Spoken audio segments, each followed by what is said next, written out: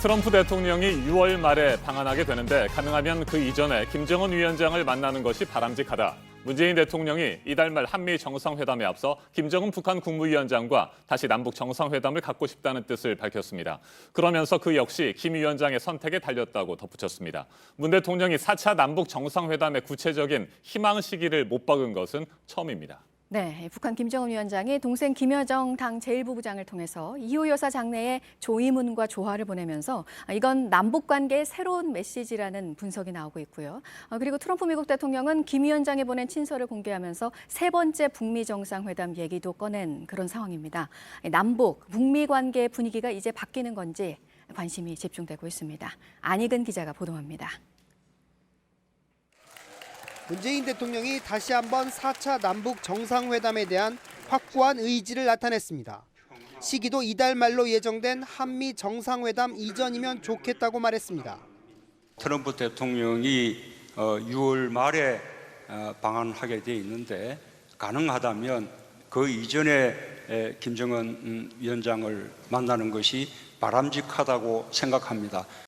하노이 회담에서 북미 두 정상이 합의를 하지 못했지만 친서를 교환하는 등 대화의 모멘텀은 계속 유지되고 있다는 말도 했습니다. 다만 두 정상이 조속히 만날 필요가 있다는 점은 분명히 했습니다.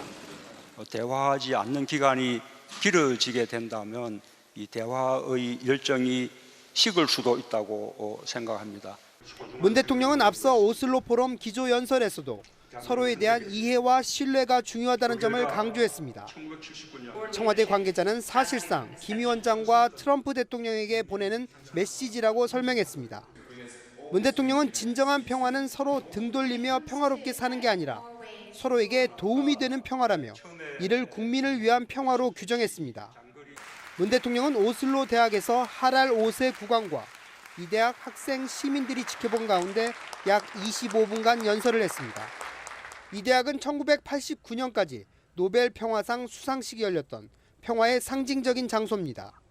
문 대통령은 오늘은 한 노르웨이 정상회담을 한 뒤 베르겐으로 이동해 우리 기업이 건조한 노르웨이 해군 최대 군수 지원함을 둘러봅니다. 오슬로에서 JTBC 안의근입니다.